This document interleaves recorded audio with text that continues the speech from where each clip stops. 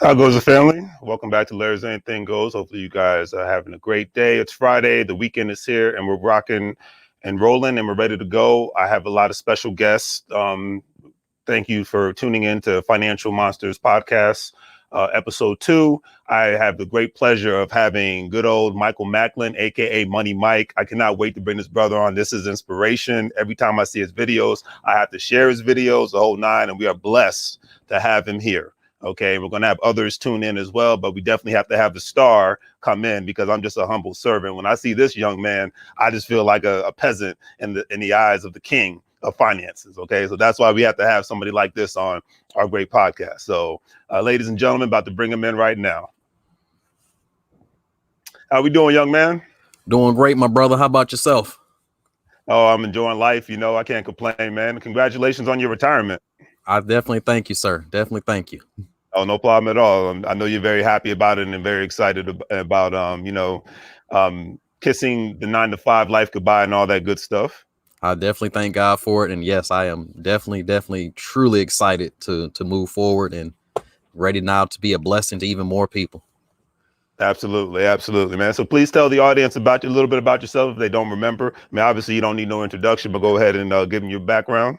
All right. First and foremost, I go by Michael Macklin, aka Money Mike, the financial Thanos, because I'm snapping my fingers and I'm turning your financial problems to dust. Just a real quick story about me.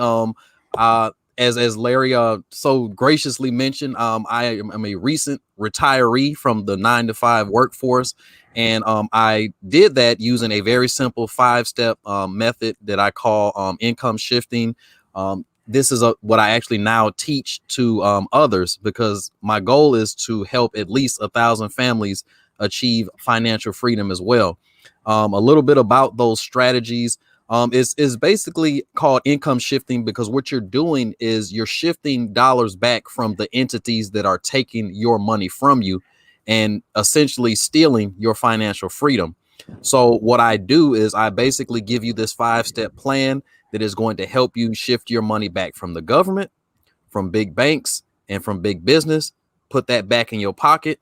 And then I'm going to show you how to manage that money and make it multiply. I am a 20-year veteran of the United States Army. And I actually worked as a financial management technician there. Didn't have a whole lot of strategy with money. I understood how to manage money, but I didn't understand the strategy of money.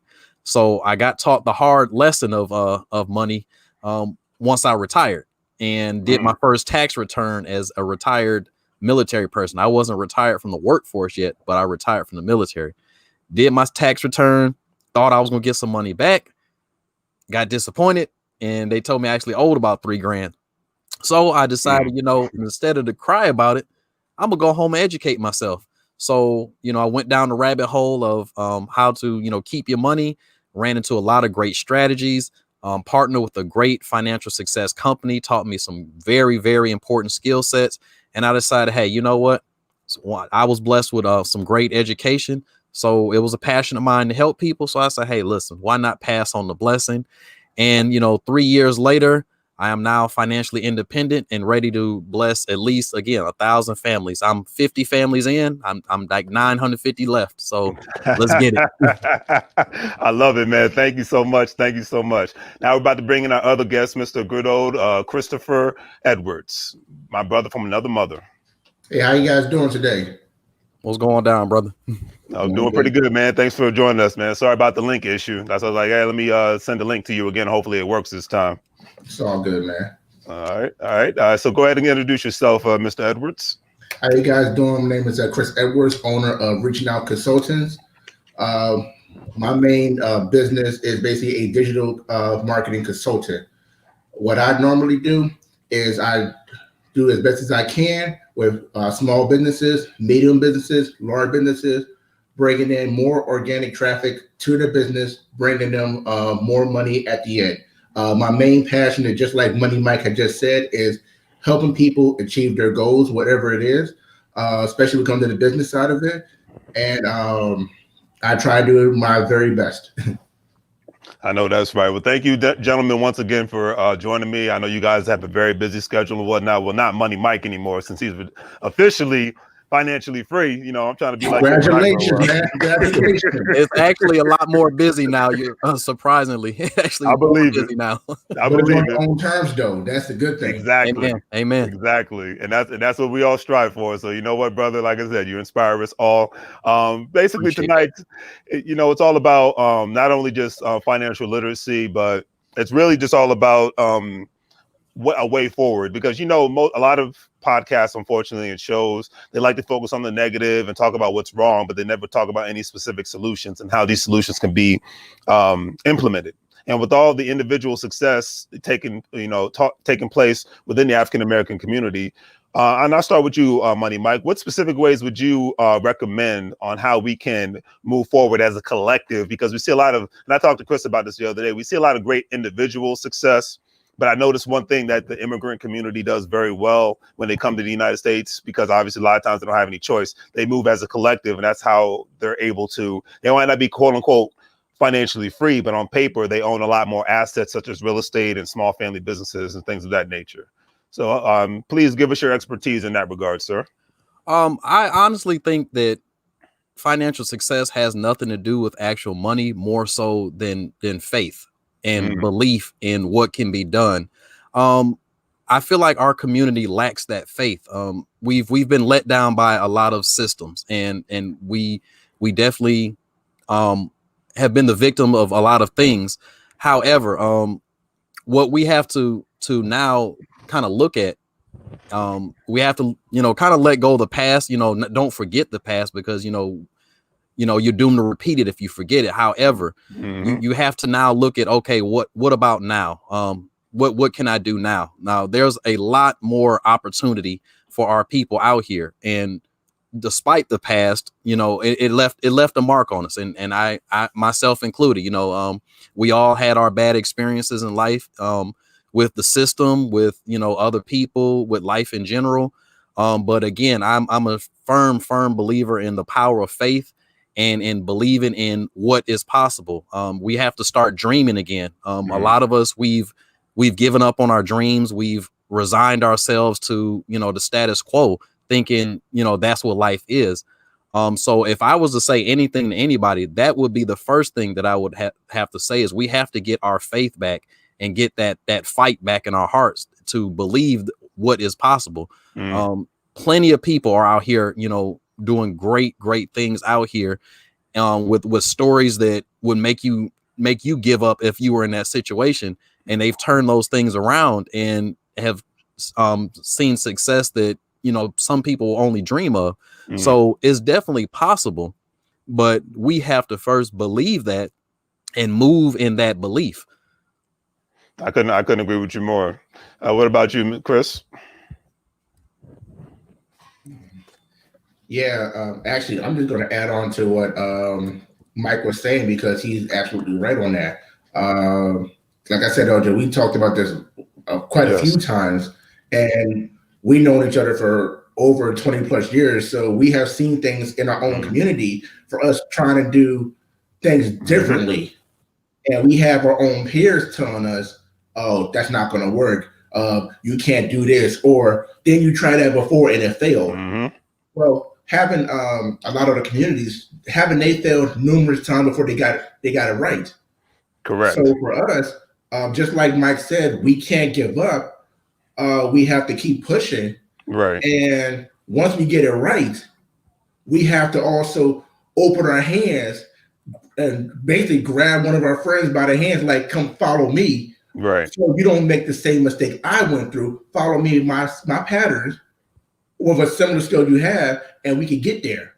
Exactly. So the knowledge that we have to pass it on to our peers, prior to our kids' kids. Yes, sir. So they don't make the same mistakes that we're making or our forefathers made before us. Correct. And that's one way to help bridging the community and bring it closer. But until we get that there, it's going to be tough. But I know we can do it. We're seeing it right now, just with us three alone. Absolutely.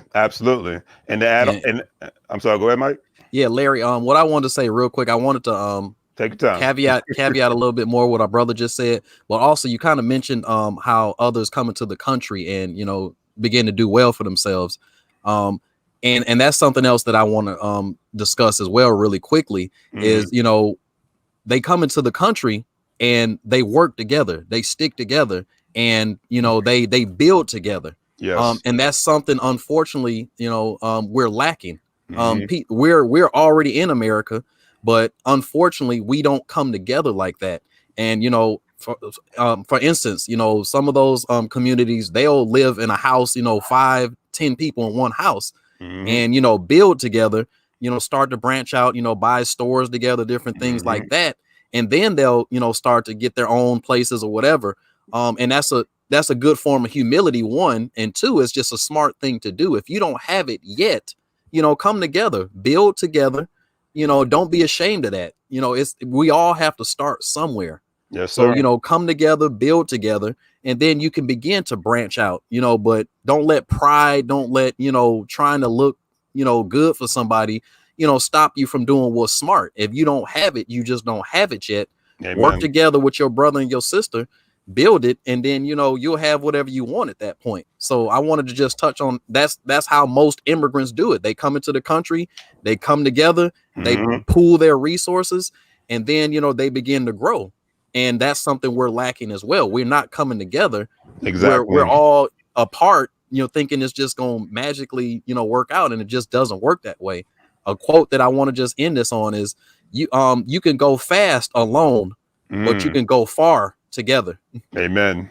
And that is the God's honest truth, because you said the key words, humility. You know, sacrifice for 5 or 10 years of not having the brand newest things like, you know, shoes and cars and TVs. There's those little things, a little bit of that sacrifice. I've seen that transition. Heck, Chris, where we grew up at, I always mention that, you know, especially the Hispanic community, within a 20-year time frame, a multitude of businesses and real estate has been bought and created and whatnot, just because of, just like Mike said, of 3 or 4 families or just 2 families living in one house. When everybody goes to work, it's not one person driving to work, it's 5 people driving to work. Yeah. You Matter of know, fact, I know there's one house I always see where to take the back way to my house during rush hour traffic through Forestdale. right. And like let's say 10 years ago, it was a one level house. Hmm. By the time I left Virginia, it's Hmm. now a 3 level house with the same family. It just built up, but the value tripled because they knew what was going to happen. So Yes. you're right on that. Like for what we seen, it's just that community, and humility is also one thing. Pride is another thing. And I'm actually going through it right now. Like actually, like I said, my car paid off, still running good. I'm Right. not trying to get another car unless mine break down. Right. And even with that point, I work from home full time. So my wife has her vehicle. So if my car breaks down, I'm like, hey, I don't have to really go nowhere no more because Exactly. my daughter's at homeschooling. Hmm. My newborn, she might go to daycare in about a couple of weeks, but outside of that, we're all in the house. So I don't have to really go nowhere. So my car breaks down, I'm still good. So Exactly. I'm now in that position like, okay, this is the first time in years Hmm. that I actually got a car that's going to be working longer than 6 years. Mm. And See? I'm like, I'm not trying to get a car, but that itch, it kicks in. Like, should I do it? Should I not do it? My money's okay. I'm like, so I'm going through that Especially with, right now. And I'm trying to let I'm trying to swallow my pride and be right. and humble myself not to get a new car until I get myself 6 figures, Right. basically. Especially with today's low interest rates, it's, I can just only imagine, it's just, you Oh have my that itch, but avoiding that itch, it's a beautiful thing, because just imagine no car payments, no daycare. That's another thing, pulling resources together, no daycare. Okay. Well, I would say this: when it comes to daycare down here, they actually do it. They actually teach my kids and stuff. So it's like a learning center for them. So, and I can Got see it you. now with my oldest Got you. in pre-K with a first grade reading level. So Okay. I would take my newborn to daycare because I know that she's going to benefit from it. But outside of that, yeah, no car note. Well, Right. my second car note will be paid off hopefully in 6 months when I double up, and Right. then will really be good. I could actually do money for other things, but it's that itch is always getting me, man. So Exactly. And then another thing, a lot of times they'll pay off a house and only take out a certain amount of money just so they could buy another house. You know, and they just constantly flip, or they'll take the money out of the property and actually buy a business and lease a space. Yeah. It's just, it's a constant. When you have 10 incomes instead of 1 or 2, it's a whole different mindset. Mm-hmm. And I think we need to get back, because see, our great grandparents had that mindset, the World War II generation, the World War I generation. That's why they own so many businesses and whatnot when they scattered, whether they were in the South, the Midwest, the West Coast, up North, it doesn't matter. You know, it was just having that collectivism as a mindset because they had no choice for obvious reasons, Right. you know. But I think people, a lot of times they either do two things. They thrive or they sink or they swim when they're put in a position of, you know, a crazy situation. And Money Mike, you know that better than anybody because you was in the military. Absolutely. You know, and that trains you to, you know, you went through the training consistently to be put in a specific situation to where you're either going to ride or die. You know, no pun intended, but you know what I mean. Did you want to add on any more to that before I go to the next question? Yeah, Gents? actually, Please, I do want to say that. I mean, it's a good example you use as far as the military. And we talked on this last time about, you know, developing that mental elasticity. When you're placed in a leadership position, especially in the military, you have to be really resilient. You have to be really flexible in your mindset. And this is something that I carried into, you know, the business side. Is, you know, you have to always be problem solving. You have to always be looking at, you know, the big picture and how you can, you know, fix the situation. In the military, there's no such thing as failure. You can't fail. Like you said, it's either ride or die. So if you fail, someone is going to lose their life because, you know, you've made an error. Mm-hmm. So it's the same thing in the real world. I mean, honestly speaking, I mean, especially as entrepreneurs such as ourselves, you know, there is no fail. Okay. Mm-hmm. You have to keep pushing forward. You have to keep, you know, solving these problems. You have to keep, you know, adapting, you know, to the situation. Mm-hmm. Or your business dies. And, you know, for speaking for myself, and I'm sure you guys can, you know, feel the same way, that business is like your life, you know, I mean, and you will not let it die. So you're going to do everything you can to keep it going. You're going to fight. You're going to do what you got to do.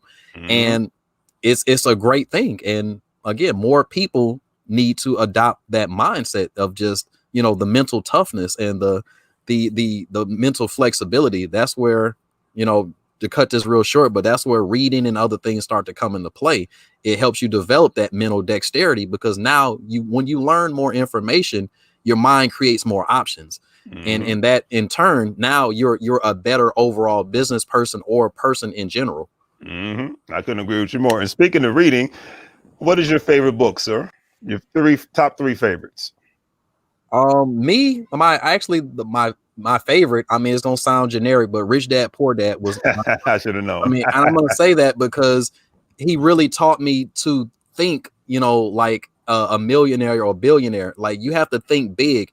And what he really focuses on is money isn't made, money is created. And once you understand that, it gives you a real sense of imagination because most people, they look at money and they equate money to a job. And they say, okay, this is the only way I can get money. And so, you know, people fight for a job. And, you know, as those jobs decrease, your chances get worse and worse. So now, you know, you're left with like, okay, well, what am I supposed to do now? So learning to create wealth is the biggest thing that stuck with me. Another book that was really pivotal in my life and is in my top 3 is probably The Automatic Millionaire by David Bach. And the reason for that is your mind is lazy. I'm gonna say that the human brain is very lazy. It wants to do as little as possible. So knowing that, you know what I'm saying, when you start to automate things like put bills on auto pay, you know, start to automatically send money to an investment account, things like that. Those are things that he kind of teaches in his book. And it really makes it a lot easier, honestly speaking. It's like you're no longer giving yourself a choice, for one.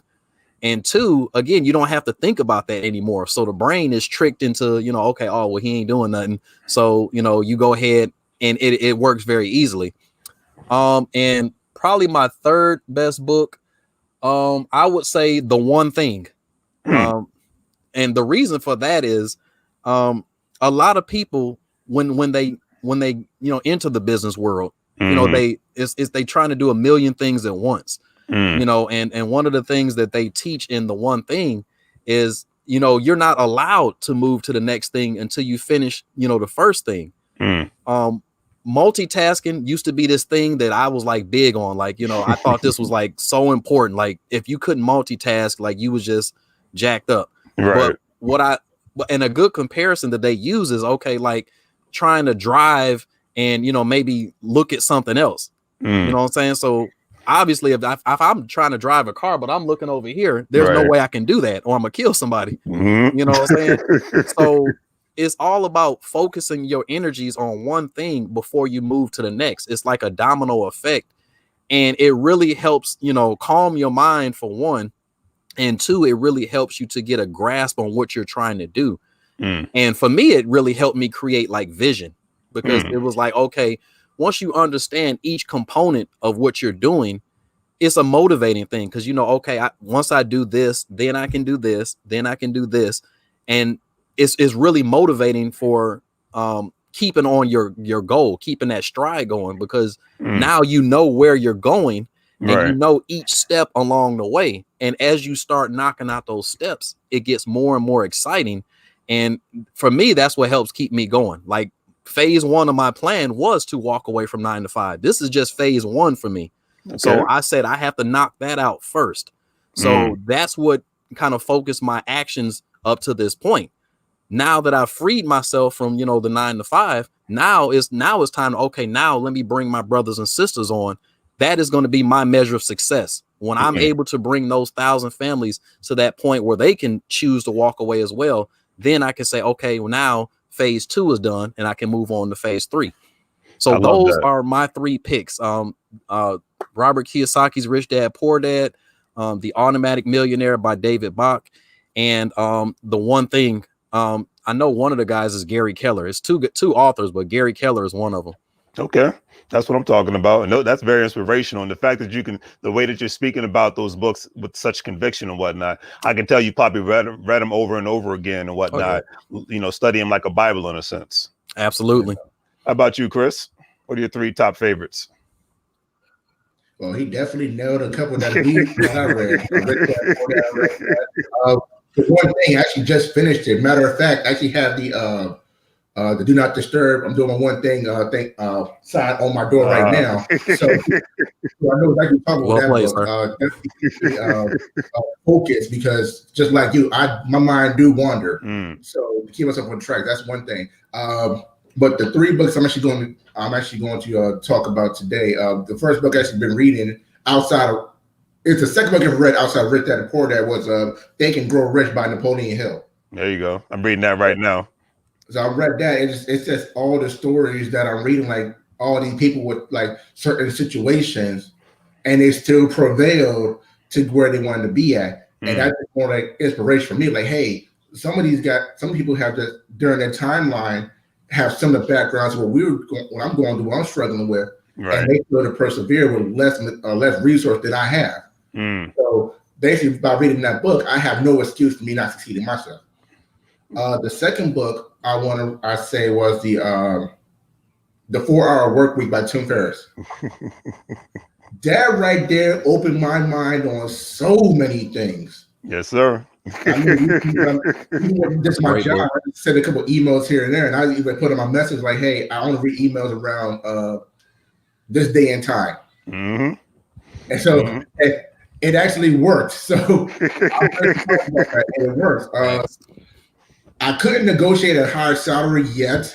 Right. I definitely tried. So there's a lot of things that I'm actually working on, and I'm already working from home already remotely. So I'll have to put that into effect. But that book gives you like a lot of ideas for it as well. And the other book, I'm not even reading it. It's more like a writing type book. But and I already took off the cover for it. But it's called the 5-Minute Journal. And basically what that is, it's very simple. It's like you put down the dates. It gives you like a motivational quote for that day. Okay. And you write 3 things for like, okay, what am I grateful for? I like that. What will make today great for me? My daily affirmations are, and then when it's time for bed, what are the amazing 3 things that happened that day, and how can I make today even better?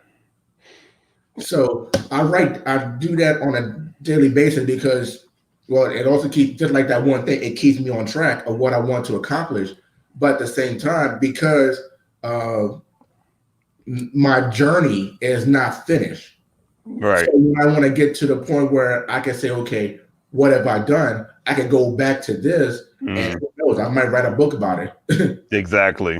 I couldn't Great agree idea. with you more. It's funny, both of you guys mentioned 2 out of the 3 I was going to pick. So obviously Rich Dad, Poor Dad, number 1, because the beautiful thing, I not only did lay out the blueprint of how one can be successful, but in my personal opinion, I love the fact that how he didn't just dump on his poor dad and whatnot. He talked about the positives and the negatives of the poor dad, and the positives and the negatives of the rich dad. And I think that's one thing that we can all, because a lot of people think that 2020 has become the year of job shaming, and I highly disagree with that. Yeah. I think 2020 is just a year that it's, hey, this, you see what's going on, obviously, with the virus, what it's done to the economy, and how the U.S. economy, well, heck, the global economy will never be the same again. And with that being said, you have no choice but to think outside of the box. Having a business, having a side hustle is not, not just for fun. It's a must in today's society and tomorrow's society. So it was just a wake up call. And that's what, and like I said, no one's job shaming. It's just like, hey, give yourself the opportunity to have more options. You'll thank yourself later, and your family will thank you today. My personal opinion on that one. Now, number 2, Chris, I hate you. 4-hour work week. I had to get on Money Mike. Now I got to get on you. Right. And I love the blueprint of that book, because that book didn't really job shame. It just basically talked about how people can live a lifestyle that they don't have to take a vacation from. That's really the crust of what I got from that movie. And and just like you mentioned earlier, Chris, how one could be much more productive, because most people are very unproductive when they're on the job. They waste a lot of time with a lot of idle chit chat. I've noticed since I've been working from home, there's been less of that. I've been way more productive than that, as far as actually doing my job. And then when I get off of work, I actually feel like I have more time because I'm not commuting to work on my businesses. I've been telling you that, man. Yeah. It's a great thing. Yeah. It's like, it's just, my quality of life has went up tremendously. Okay. And I feel like I'm a much more productive citizen in society, because I'm not spending more time on the highway worrying about getting in the easy pass and worry about what time I need to get on the road. And, the rat race, everybody I've talked to, including you two, nobody wants to go back to the way things were, in a sense, outside of being able to travel freely without worrying about getting sick. But nobody really wants to go back to the way things were in regards to sitting in traffic, waking up at 3 or 4 o'clock in the morning to get to a place they truly really don't want to be. Let's just be realistic about it. People want to be productive. They want to do their job, but they want to do it in peace. They want to be able to be around their family, see their kids grow, and they want to be in an environment that, makes them much more healthy. And I think people will live longer because they have more of a healthier lifestyle, not just physically, but mentally. I agree. I mean, I'm watching my daughters grow right now every day, and I don't have to drive to work. I can just actually walk from my bedroom to my office in the house. And me and my coworker, we be joking around, like having who had the longest walk to their office. So it is beautiful, and the fact that all in the United States actually can work anywhere in the United States remotely with no problems and stuff. Now, internationally, be a whole different story, but right, have that luxury. Right. It is a blessing. So amen to that. Amen to that. And it's changing the trajectory of not only people transitioning from other parts of the country, but people transitioning to other parts of the world. Because you have a lot more people that are moving to Central South America, they're moving to Africa, they're moving to Asia, because the cost of living is way cheaper compared to even living in the southern part of the United States. So, and a lot of corporations are like, hey, we don't care. Like, as long as the job gets done, we don't care where you live at. Exactly.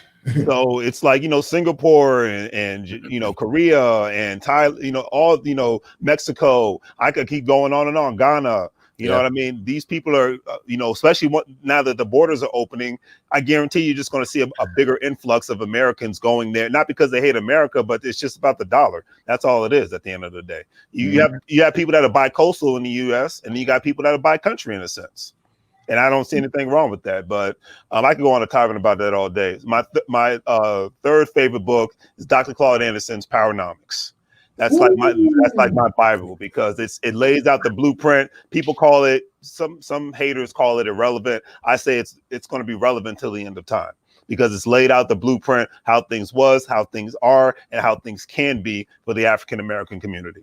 Working as a collective and focusing on the things that matter instead of worrying about all the distractions that are out there, because unfortunately there's so many I can't even count anymore. So so that's just my 2 cents on that. So on to the next question. And this is definitely for you guys giving information to the OGs. So I'll start with you. To the youth. I'll start with you, Chris. What suggestions would you give to all the youth out there, or anyone in general, that is not only benefiting from the Social Security tax cut, but that are actually going to receive possibly a second stimulus check? Well, the first thing I'm going to say is invest in those books we all just mentioned. That's the first thing, invest in those books, because that's going to open your open your eyes, expand your mind. That's going to put you in a whole different situation, instead of just getting the money, because now you have a direction, opportunity to do something. Right. So you want to go get those books first and read them thoroughly, because you may not get it the first time around, but the second or third time you might pick up a gem. They're like, oh, now this makes sense. Exactly. And then when the money comes in, or the Social Security tax cut, or everything like that, if you got a skill set and you don't want to work a 9-to-5 or whatever job you want to do, focus on developing your skill set and start a business. Period. Go ahead, get legit from the beginning. Yes. Don't wait like a year or two later and then go legit. Get legit immediately, because when you do that, you'll be able to open up a bank account, and first time business accounts, they'll give you business credit. And just like I just learned when I finally got all paperwork I need down here, I'm now pushed into the Chamber of Commerce in San Antonio, Texas. They actually did that for me. Exactly. So a lot of banks will do that, depending on where you at, to help you get to where you need to be at. So get your skill set, go legit immediately, get your bank account, and the books that we just mentioned, get them, read it thorough. Matter of fact, think of it like a textbook. Read the books, get a highlighter, get some pencils. You don't want your book to be nice and neat. You want it dirty, dingy, with writing on it and everything like that, because that means you're putting the time and effort to get something out of it. Yes, sir. Yes, sir. How about you, Money Mike? With this extra money, what I would say is find a way to put it to work for you. Find it the way. And I'm all about financial freedom. And the reason that I'm all about that is it creates options. It like my brother Chris just said, it helps expand your outlook on the world and let you know what more is possible, much like reading books. But I would also say treat that money like it don't exist, because a lot of people they get extra money and they pray for an opportunity. Oh man, if I just had an extra $200 or whoop de whoop, then I could be straight. But then they get the extra $200 and they give it right back to, again, like I said, the tax man or the big business or the bank. So what I would propose to them is in the financial game, first and foremost, the first part of it is defense. And what I mean by that is you have to create that emergency fund. And what that emergency fund protects you from is those little wonky doggone emergencies that come, that it seems small, but it becomes big. Like, think about it. When we were commuting, and if you don't have an emergency account, you catch a flat tire, guess what? Okay, now you don't have the money to replace that tire. You can't go to work now. So now, not only are you losing money, this could prolong. They may be like, okay, well, look, we can't use you. Now you done lost your job behind not being able to pay $200 to fix a tire. So I say treat that money like it don't exist, and put that to the side to prepare, because like they say in the military, I'm gonna keep bringing up military stuff because I've been in the military a long time. Please but do. they say Murphy will always come. And when I tell you, like, Murph, is the truth. Like, just when you get kind of straight on money, that's when you catch a flat tire or your air conditioning go out, or, you know, whatever happens, a kid, you know, gets hurt and, you know, you got to take them to the emergency room, something like that. So life is going to happen. So the first thing that you got to do is you have to prepare for that. And you have to understand, you know, get out of the dream world that emergencies will never happen, because they're going to happen. Trust me. And you probably going to have at least one emergency a quarter at least. And that's being kind of optimistic about it, because I mean, I've had times where like it seemed like at least once a month something crazy happened. Like, I know man, what in mean. the world? So I would say that's one of the main things, you know, kind of build that defense against, you know, those little wonky things that happens in life. And, you know, the caveat off of Chris, you know what I'm saying, arm yourself with education and, you know, get that business started, because I'm telling you, there are so many possibilities once you start a business. I was kind of thinking about this, and I may actually talk about this on my YouTube channel about the power of what a business can do. A business is almost like hitting a reset button. Like, no matter what kind of life you had prior to the business, I mean, you could have crappy credit, and guess what? You start a business, you can build that credit from doggone scratch. You might not have no money, okay, but you like my brother said, you know, you got a skill set. Okay, you can turn that skill set into money and change the trajectory of your life. You know, Michael Macklin might have been lousy doggone with money, but then, you know, I over here on the other side, I become Money Mike and, you know, arm myself with this information, and I'm night and day. Now you like, you won't even recognize me no more. But that's the power of, again, you know, educating yourself and getting a business. I'm telling you, getting a business is the blueprint of the wealth building. I mean, I got to be real about it. It's the blueprint. The tax system, the monetary system, all these things, they're not designed for a employee to succeed. I'm sorry to say that. I mean, if somebody get mad at me, you just got to be mad at me. It is what it is. Yes. But I'm speaking from a mathematical standpoint. It's mathematically impossible as an employee to get to where you need to. You're not going to be wealthy as an employee. You might be comfortable, you might be okay. But if your goal is to be wealthy, employment is not going to make that happen for you, because one simple thing, and that's because that tax law. The tax law is not for an employee. The tax law is for a business owner. So instead of getting mad at the game, you got to learn how to play it and play it doggone better than doggone, you know, everyone else. We are very resourceful as African Americans. We were forced to be very resourceful. We had to make do with what we have. So it kind of gives us an advantage in a way, because we already creatively think.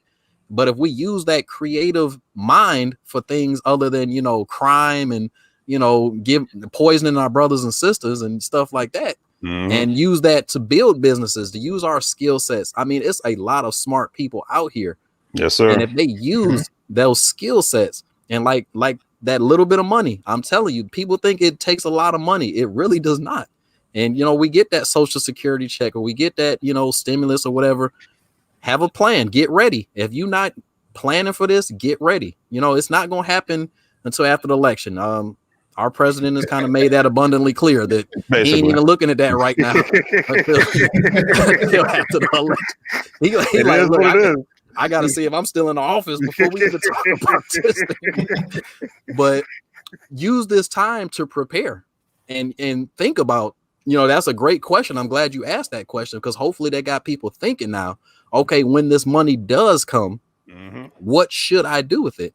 And I beg you, my brothers and sisters, please do not just give it right back to somebody. Please don't go get no TV or no new car or a PlayStation 5 or an iPhone 12. Or, please don't do that. Please don't. Okay. I'm laughing about that one because I do want a PS5 bad too. Well, I feel you, brother. I do. Trust me, I do. Like you said, I'm very tempted. Like I said, the iPhone 12 kind of called to me, but I was like, you know what? Larry knows me all too well. I'm a tech guy, so I gotta have the text. So right. But I do want to add on to what you're saying, Mike, because actually, especially with the emergency fund, I was actually watching a YouTube channel earlier today by Jeff Rose. And he actually mentioned the same thing what you said about because what he did from $0 to multi-million dollar for what he's doing with his business. And the Mercy Fund, the one thing he came up with that he said, and it made sense to me at first, is like everybody keeps saying you want to have at least 3 to 6 months of a Mercy Fund in your savings account. And the first thing that came to my mind, just like a lot of the people that might be watching this, is like, okay, how am I going to get 3 to 6 months worth of money into the savings account as a Mercy account, Mercy funding? So what he said, and I'm going to just paraphrase what he said and add on, incorporate what you just said as well. So let's just say we do get a stimulus check. Instead of like you definitely want to put as much as you can into the Mercy Fund, but you do want to start somewhere. So like you said about $200, start off with $200, Mm-hmm. and then literally forget about that. Then you're gonna realize, okay, that wasn't so hard. So now the next paycheck, you can be like, all right, I can put another $200 in, and it start becoming a snowball effect and start building things up to it. So for people out there that are trying to figure out that's watching us right now, they're trying to figure out how I can do the Mercy funding. You don't have to start putting a lot of money in. You want to put in what you can, and then the next time you get a paycheck or next time you get money coming in, you want to match that. So you want to start. Let's say I put $50 in. Okay, next paycheck, put another $50 in, and if you're still comfortable with it, add another $25 to it as well. And you start building up to the point that, okay, now I have about $10, $15, $20,000 in my account as a Mercy account. Mm-hmm. Now I can take out, let's say, maybe 5 or 10. I can incorporate that maybe into a business with the skill set that I have. So you don't have to go to a bank or go to your friend to ask for money. You actually have it. Right. Exactly. Exactly. And I couldn't agree with you more. And that kind of leads me into the next question. Do you think right now is with certain people getting access to capital, obviously depending on the election, do you think it is still a great time for people to buy their first home or let's just go with their first home. I'm not going to say an investment property because people can get away with not paying their rent right now. So because there's an eviction ban. So you think it's a great time, Money Mike, for people to purchase their first home with the interest rates being so low? I'd say absolutely. I mean, I'm gonna say this.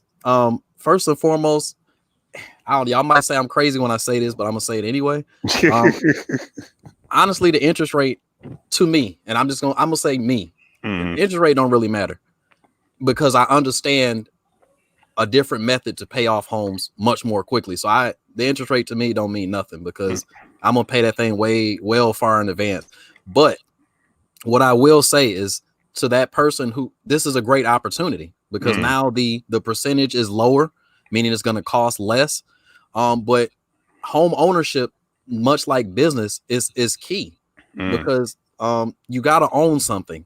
And the reason that is because what you have to start doing is creating leverage. You have to start equipping yourself with weapons to get out there and fight this war on poverty. And ownership is a huge weapon because you start to get things like equity. Okay. And equity is it's like basically like free money. It's money that you can now use to go create more money. And I say that a lot about creating money because, again, the wealthy create money.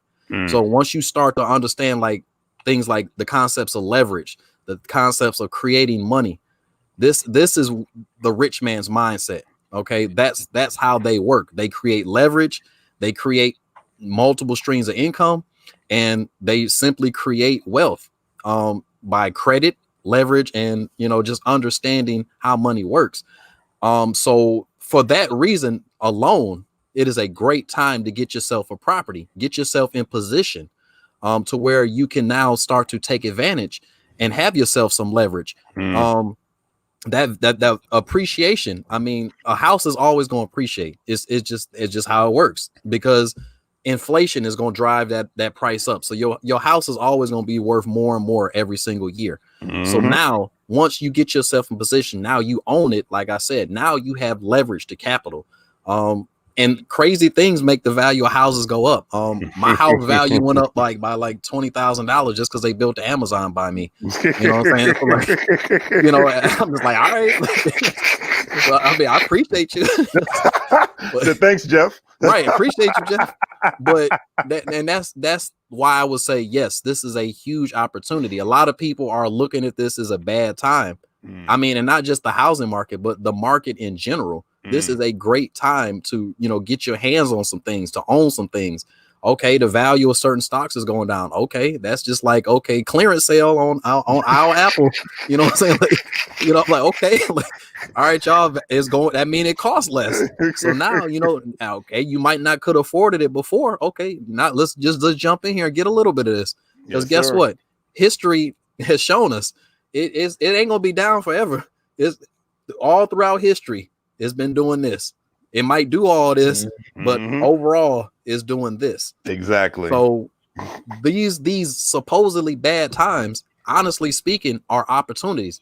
The billionaires understand that. Yes. I read an article recently where they say billionaires have regained over like $65 billion during this time. Yes, sir. Because again, they understand. Okay, hey, it's clearance time. I'm about to start racking up. Why everybody else scared? You know what I'm saying? Billionaires are like, okay, it's time to ball out now. Exactly. Ball out of control. Right. As Warren Buffett says, you know, when people get greedy, get scared. And when people get scared, get greedy. So right now, everybody's scared. So this is the time.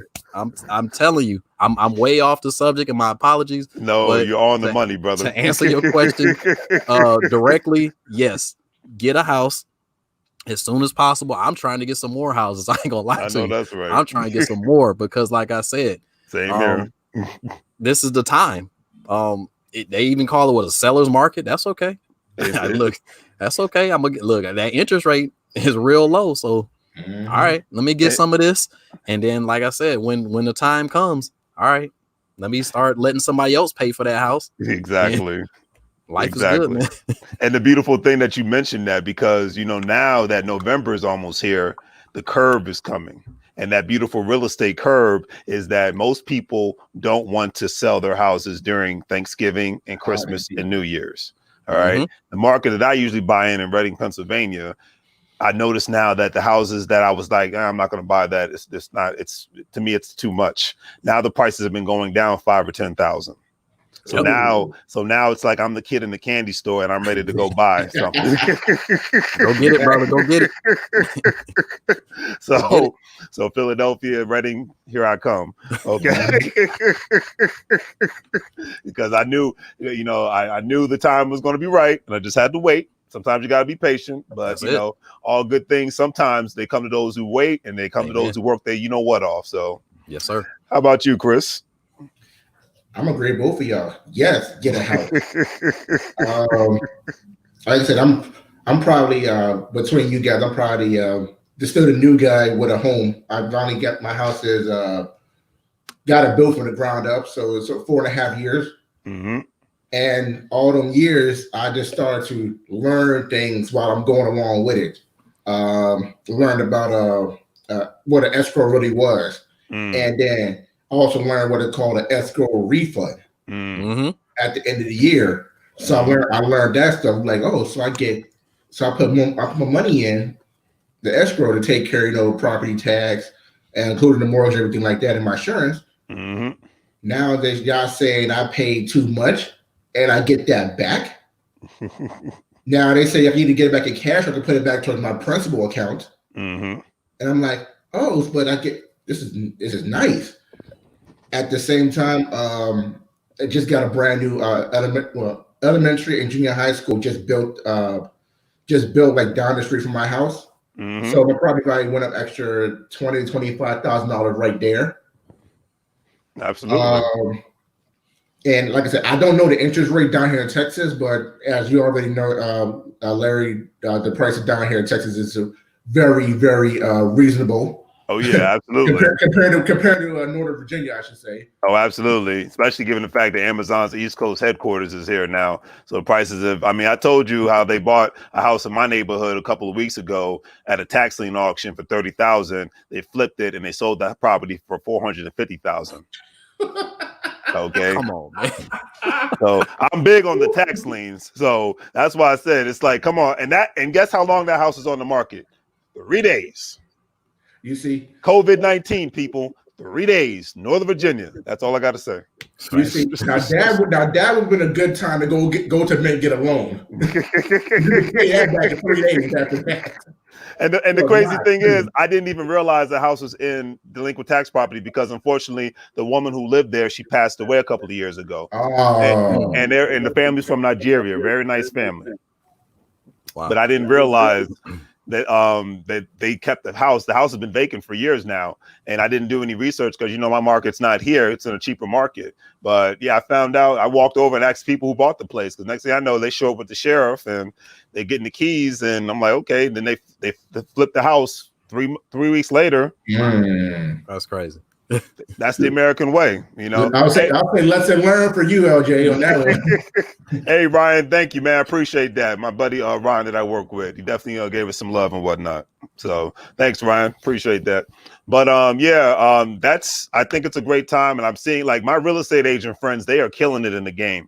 My friends that are in Texas, my friends that are even in California, here in the DMV area, they are killing it. I'm sure it's probably like that down where you're at, Chris, and where you're at, Money Mike. Oh, because definitely. They like every week they are posting how many they at least selling 3 to 5 houses a week. Yeah, they killing it. Heck, I got realtors like literally mailing me flyers that try to buy my house off.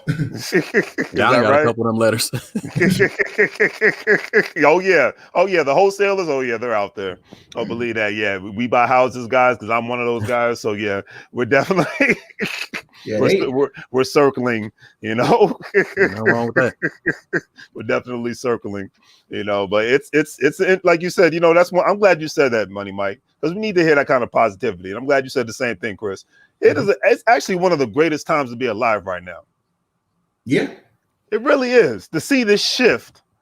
I was even talking to Ryan today about given the fact that the people like your newborn, Chris, the kids that are being born right now can say I was born during the time where everybody thought everything was going astray, but yet and still there's multitude of opportunities out here right now. But you know what also is that not only we have to appreciate the business opportunity that's upon us right now for this time of year. But we also have to just as human beings, as spiritual beings, that we have to appreciate just life in general, because earlier this year people were just passing away left and right and not knowing what's going on. Yeah, so exactly.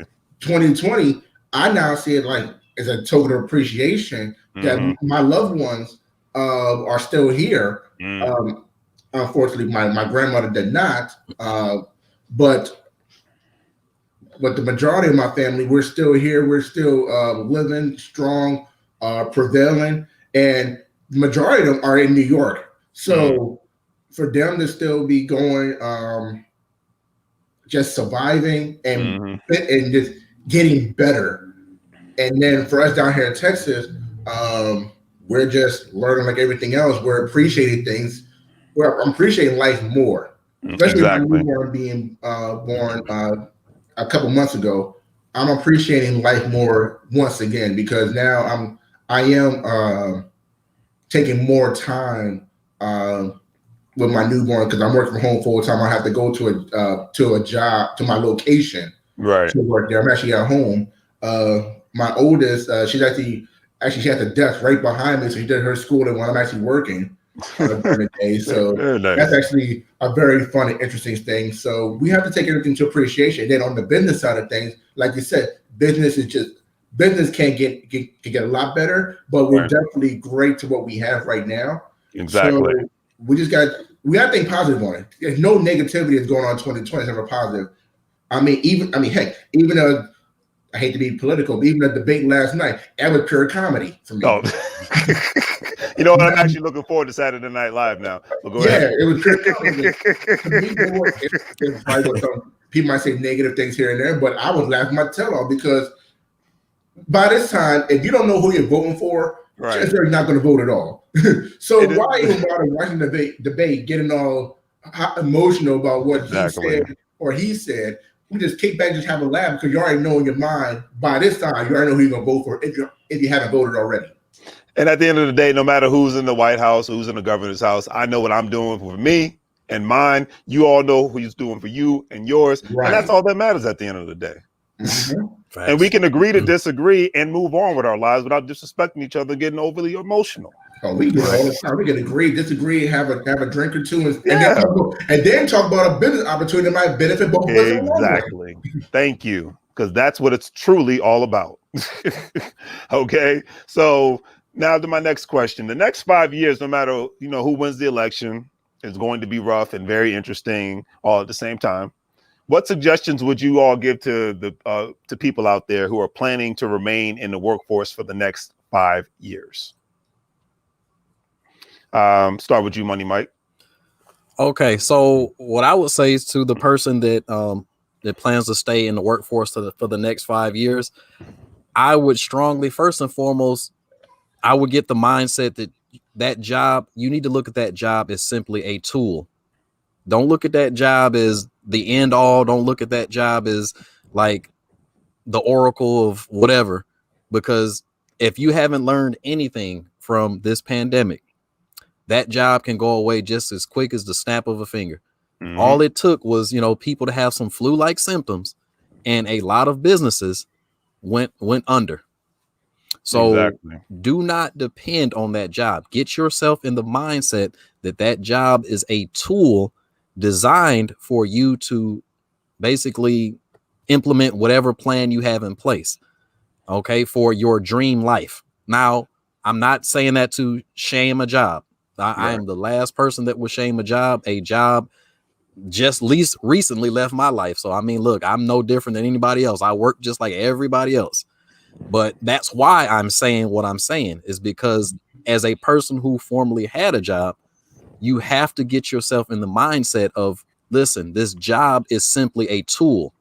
That job will replace you if you were to pass away, or if they wanted to cut costs. Because at the end of the day, I'm sorry to tell you, if you have never heard this, a business is in the business to make money with spending as less as possible. So if they can do more with less, like they're doing now, like my brother Chris just said, a lot of people now are working from home. So, they're going to say, hey, well, do I really need to rent out, this big old building when I can just have all my employees work at home? Okay, they're going to look to cut cost. And the next question they're probably going to ask is, do I really need all these employees? Mm-hmm. If they working at their house right now, and, my job included, we basically conducted a year-end closeout, which is an accounting thing where you basically do all the books. And we did it from the house. So, businesses are going to look at stuff like that, and they're going to say, okay, well, hey, if I can do more with less, why do I need you, Bobby, or, Janet, or whoever? Why do I need you? And so that's why I say, look at that job as a tool. Yes. Arm yourself with knowledge. Arm yourself with a skill set. I don't care what it is, but I mean, I'm not going to say that. Make sure it's something that is in demand. Right now, start a business. We've said this a lot of times, but start a business. Get something else to where if that job lets you go, guess what? You can't get fired from your business. The only way you can get fired from your business is if you quit. So, this arms you. Okay, this prepares you. This is the time to prepare. The next 5 years, the world is going to change a lot. It is changing a lot. Technology is about to get crazy. Jeff Bezos and Elon Musk and Bill Gates and all them, they are busy right now. They are very, very busy. And all of them are leaning towards, Elon Musk, he going out it, man. He talking about space and everything. Like, but look, we laughing, but I'm telling y'all, you're right. Watch these people. You watched what these folks is doing and understand the direction they going, and understand it, get you a skill set that can't be replaced. These trade schools, look, a lot of people doggone crap on, trades like plumbers and carpenters and things like that. But I'm telling you what, y'all better get y'all some skills. I'm telling you, some skills to where they can't replace you. Something to where, like I said, people are going to need these people. I mean, even like grocery store attendants right now. Everybody's like, oh, I don't want to be no grocery store person. But guess what? Them the only people's jobs was safe right now during this pandemic. High demand, yes. High demand jobs. You have to start looking at that. If you're going to have a job, you need to look at a job that is going to be in demand. Look at where the world is going. If you don't have the skill set for that type of job, arm yourself with that skill set, because when I tell you some of these antiquated skills that they getting ready to get rid of, y'all better get ready. So that's, for me, the next 5 years, I would be looking at one. We already talked about it, getting your financial house in order. There is entirely too much information out here now. You can go to my link, brother Larry, he can talk to you about real estate. My brother Chris can talk to you about, building your business. I mean, we got 3 doggone very, very smart minds right here. Reach out to each and every one of us. We all got YouTube pages or, Facebook pages or whatever. Reach out to these guys. They are very smart guys. Get some knowledge, man. Like, look, I call it, I've become a mad scientist because I'm just in the lab all the time. I like me and YouTube and books and stuff. We've become really good friends because the information, the knowledge that you get, it's free game out here right now. Like, I forget if it was Larry or Chris that said this. This is one of the best times in the world right now. Yes, sir. I mean, the knowledge that you can get right now, man, look, there's no excuse for nobody. Like, I don't care. At your fingertips. If you want to learn to build a rocket, if you want to be Elon Musk to building a rocket, look, you probably can go on YouTube right now. Somebody gonna show you how to at least get started on dogging the rocket. So I'm gonna say, arm yourself with knowledge, and that knowledge is going to equate to money. Trust me when I tell you that. And once you learn what to do with that knowledge and that money, the world is gonna be your oyster. Yes, sir. Yes, sir. How about you, Chris? Well, I'm just going to add on to what he was saying about Elon Musk, Jeff Bezos, and Bill Gates. They're busy creating something that we haven't seen before yet. And the one thing I was actually laughing about, not the fact that they're doing all that stuff, but the fact that those 3 guys alone are multi-billionaires. Yes. And here's the thing that I picked up about that when you said that, Mike. They're multi-billionaires and they're still hustling like they only have $1. I think people that's watching right now, get that in your heads. These guys are multi-billionaires. They don't have to do nothing else for the rest of their life, their kids' life, or their kids' life. They're set. Yes. But they're still hustling like they got $1 in their account.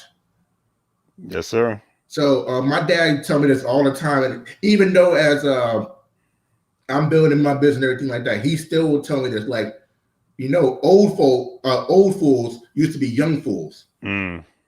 So what I get for 5 years down the line, if you're still in that workforce, and just add on to what Mike said, and you haven't learned anything in those 5 years, not even a skill set that might get you a raise or promotion in your job, because there's no shame of working for a company that you love going to. Yep. There's no shame in that at all. But if you don't learn a skill set in that same company that could promote you to, like, say, management or an executive, or even give you a raise that you want, then young you is going to be the old you, and being a fool right there. You have to read. You got to read books. All the books that we mentioned, I could go on for days and days. Go Getter for another one. Profit First, another one. Sales Letters. I mean, I can go on for days. All the books that I have. We could go technical because I am cybersecurity major. I could go technical on that stuff as well when it comes to security fields. So there's a lot of things you can read to educate yourself. But at the same time, the one thing that I want everybody to understand from today, 5 years down the line, is do not ever lose your passion or the reason why you do what you do. Because the minute you lose that passion, everything else, in my opinion, will crumble. Larry knows that. For me, I lost my passion for certain things years ago, and I had to reinvent myself to get to where I'm at right now, and it actually helped me even excel a few years where I planned. Right. So you got to have your passion. Do not be the old fool. Educate yourself, and always have that hustle. Like you only have $1 in your account to get to where you want to be at.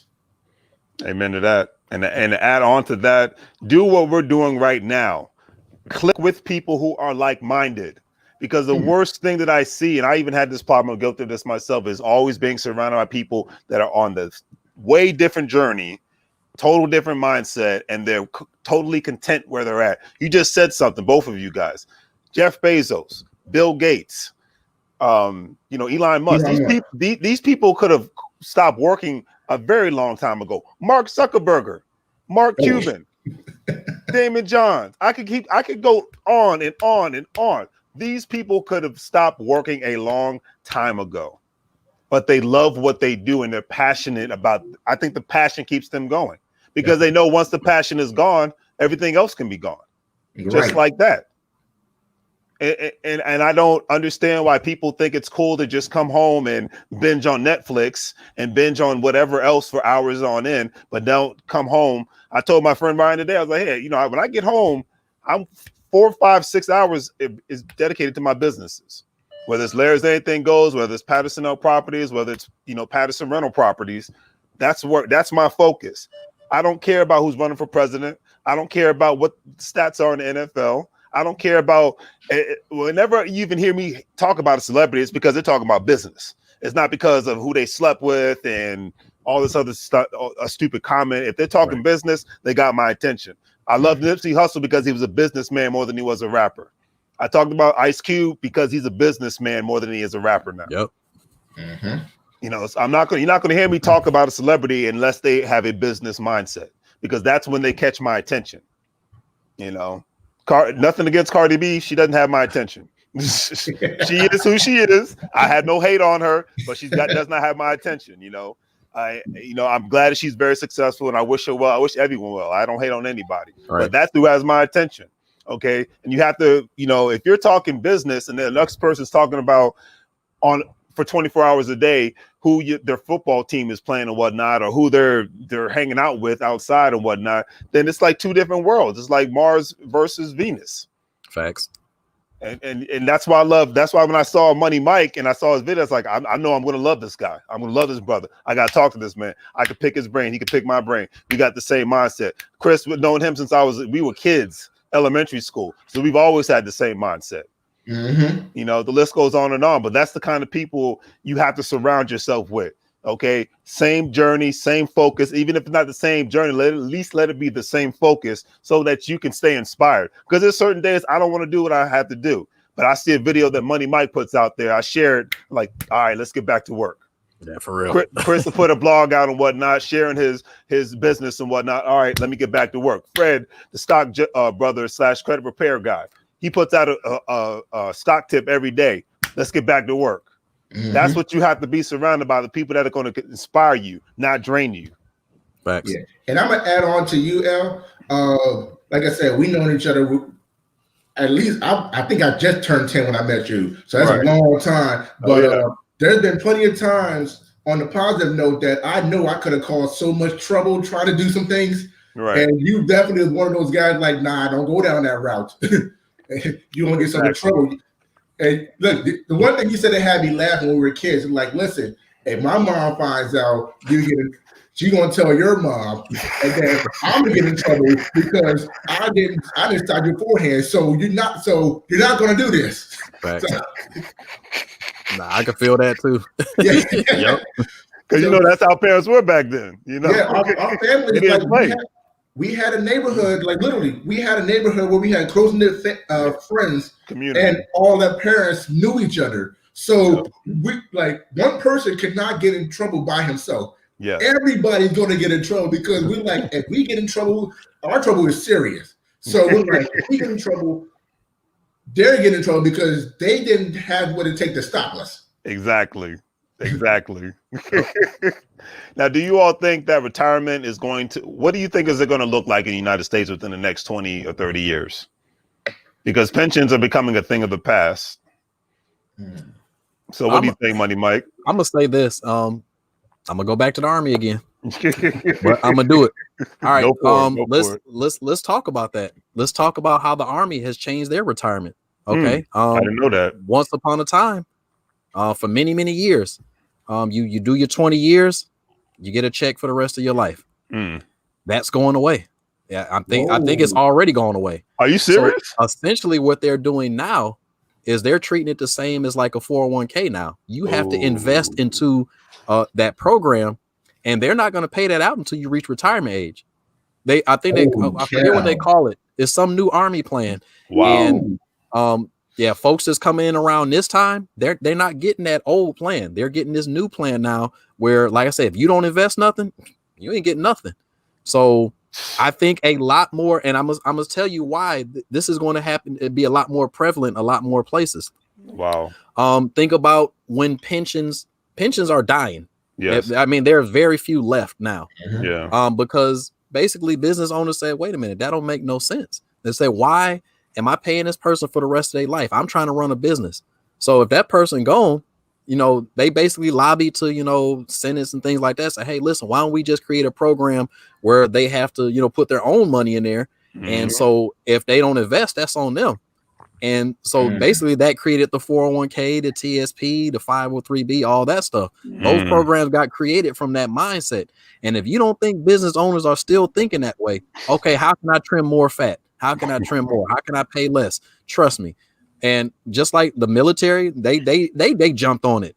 For years and years, the military would say, hey, look, you do 20 years, we'll pay you the rest of your life. Right. Fortunately for me, I fell in that era where I got that. So, I'm extremely blessed. I'm glad. However, to my brothers and sisters in arms now, they come in, I feel bad for them. And a lot of happen. I'm sorry. I never thought that would happen. That was like the last safety net in the US. And now this is really what fuels me as far as, what I'm doing, because I really pray that, I find a way to get on these bases or something to talk to these troops and like, listen, matter of fact, I talked to a young lady recently. She was talking about possibly joining the military. And I let her know, well, listen, I'm gonna be honest with you. They getting rid of that, 20 years and you retire thing. I said, but don't let that discourage you, because, you can still get in there, do your 20 years, invest the whole time. Like I said, if I could go back in time and start back and talk to the 17-year-old Money Mike, I would have did what I'm doing now. I'd have invested a long time ago. And once I hit that 20 years, I would even looked at another job. But I would tell the young folks now, and people that's in the business world right now, look for those retirement plans to change possibly. So you're going to have to learn to invest. So I think investing is going to be something very, very, very, very important to learn, especially, 5, 10, 20 years down the road, because again, big business is going to look at this and like, look, man, do I really want to because there are businesses that still contribute to you. They may say, I don't want to contribute no more. It's cost too much. I don't want to give 4 or 5%, to your 401k to match you. You know what I'm saying? And they may put you in a position like, look, you want a job or not? And if the people gonna be like, okay, well, I have to. So now you're gonna have to take that L, just like, there's jobs that can fire you for nothing now. Yeah, and they tell you at the beginning, hey, listen, I can fire you for whatever, right? And you got to sit there crazy, like, oh yeah, okay, I'm still gonna take the job, like, but that's the way the game, I feel like, is going to get like that. So if you don't learn to arm yourself with the knowledge, you're going to have to invest. Investing is no longer an option. Business ownership is no longer an option. We talked about side hustles. We talked about, listen, those additional streams of money, that's not no option no more. If you think that you're gonna make it through life with just one check, you are basically playing Russian roulette with your financial life. Because as soon as that thing land on the wrong, you done. You are done. And if you don't have those safety nets in place, it's gonna be. I'm gonna say this: a lot more millionaires gonna get created, and a lot more broke people gonna get created. It's you either gonna be broke or rich. There's not gonna be no in between no more, because the way the game is getting ready to go, I'm telling you, I'm saying this again. Use the pandemic. Billionaires have made way like crap ton of money, so they got way richer. That game ain't stopping because they know that. Congress and y'all politicians, what are they? They're all business owners. They are. They're not going to change those laws. They're not going to change those. They're not going to say, "Oh man, Money Mike is gonna hurt, and let me create a law to help him out." They're not going to do that, because guess what? They're gonna be, "Oh, well, that's gonna take money out of my pocket now." So exactly. No, we're not gonna do that. And if somebody tries to do that, they probably gonna end up dead. I'm just gonna be real about it.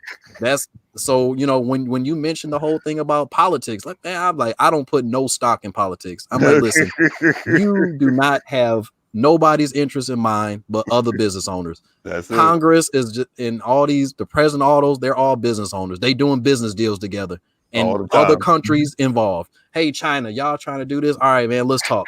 All right, hey, Iraq, we need some of that oil, baby. What's up? Like, look, this is realistically how the game is. And if you don't look, you can call me a conspiracy theorist, you can call me whatever, but that's the real. Okay, I mean, look at the facts. Every politician is a business owner, all of them. I guarantee it. I guarantee it. And a business owner is not going to do nothing to take away money from themselves. And that's just human nature. You're not going to do nothing to put yourself in no bad spot. That's just survival instinct. So let's just be real on that. So again, there's going to be broke people and there's going to be rich people. So you better decide right now which side of that you want to be on. And because like I said, in about 5, 10, 20 years tops, that wealth gap is going to go from this to that. Trust me. I couldn't agree with you more. I could not agree with you more. Because my prediction is within the next 5 years, I think the homeless, unfortunately, I don't wish this, but I just have a funny feeling that the homeless population is going to quadruple. Yeah. Once those eviction bans let up. I'm about to say, once that moratorium gone. Because they can't keep that up forever. No, they can't. It's just not feasible. And that's the saddest thing. So that with that, you might have crime going up. Mm-hmm. I mean, let's just, I don't wish anything bad, but the reality is the reality. It's gonna happen. And then it's going to be very interesting times. What do you think, Chris?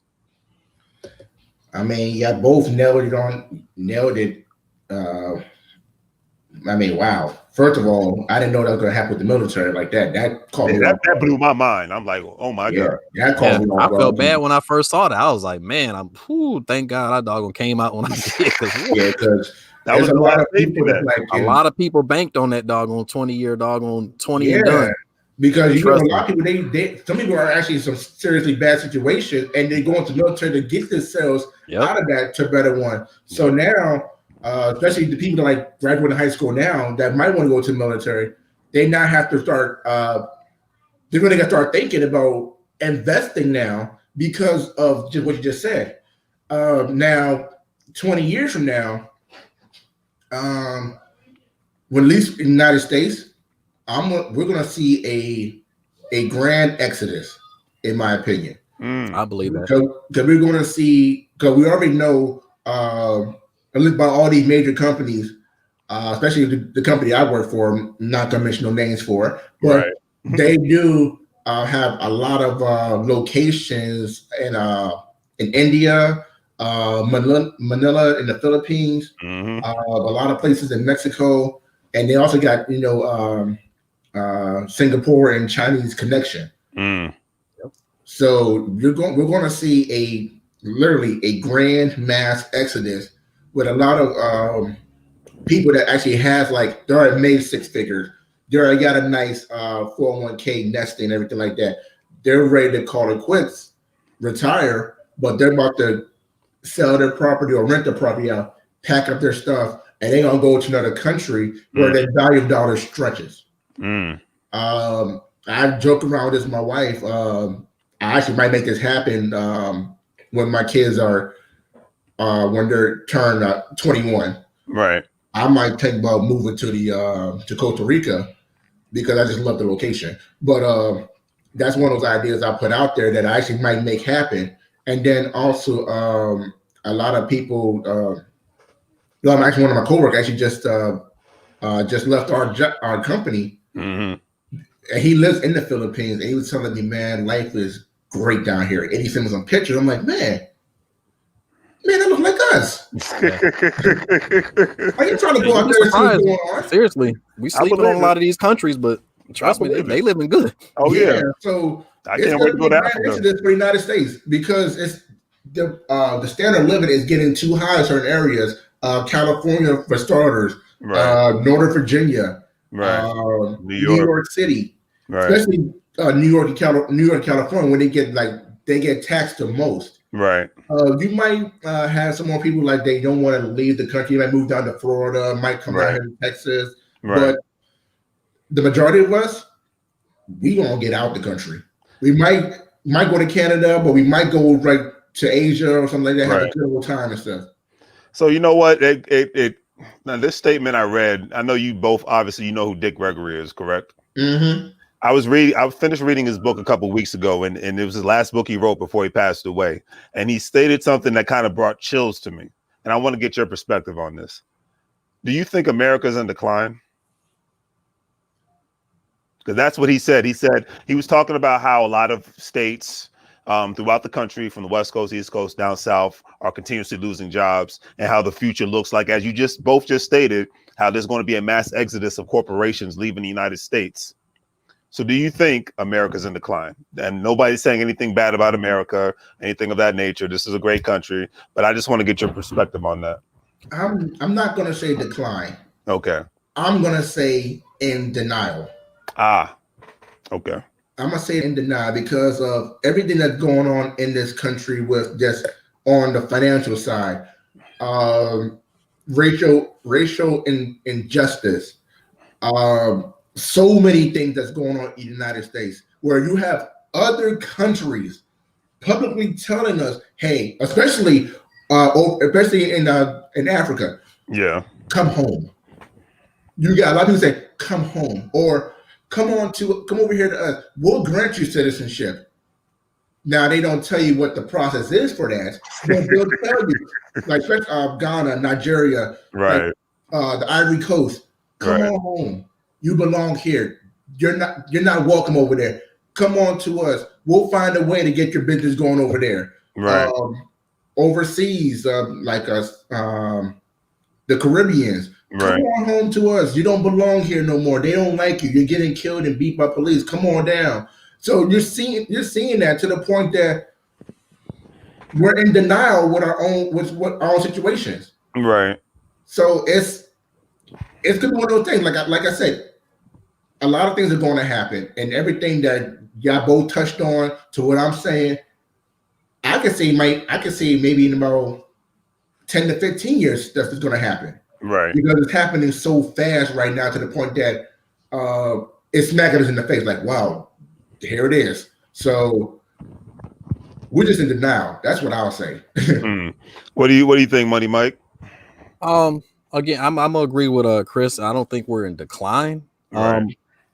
I think we're in a time where we're in a really pivotal time where some very pivotal decisions is going to have to get made and are probably going to get made. I speak mainly to the social injustices happening right now. You're not going to kick a person while they're down and they just going to continue to take that. It's just not going to happen. Now it's going to be like a Malcolm X, Martin Luther King kind of situation. There's going to be people like myself and other, people who, have belief in the ability to create wealth and create a life for yourself and things like that, who may say, hey, look, just learn to play the game, whoop-de-whoop, things like that.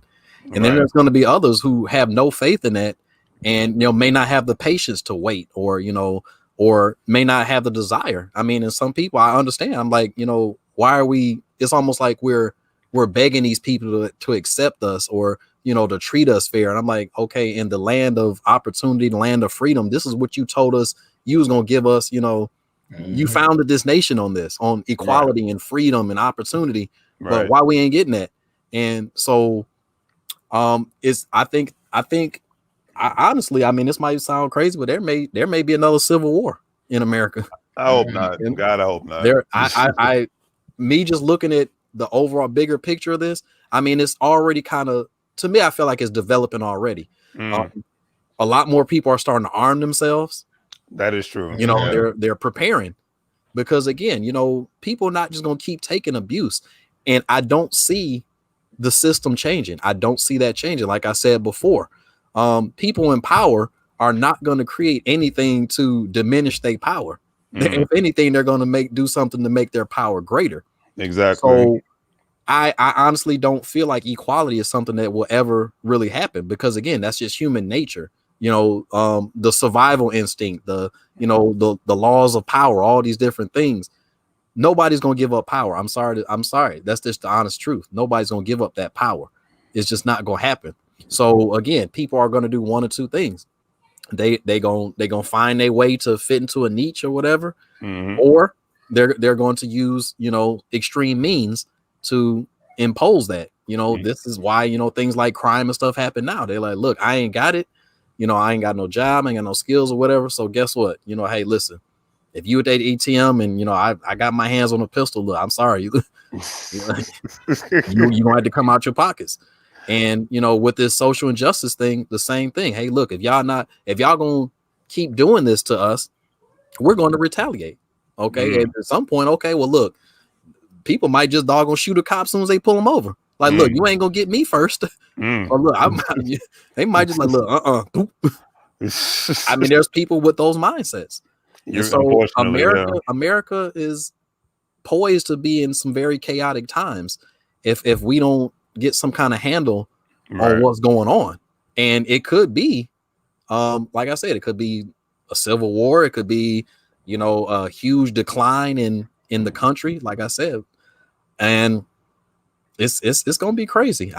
I'm just, like I said, from what I'm seeing, I pray that, I'm wrong. I really do.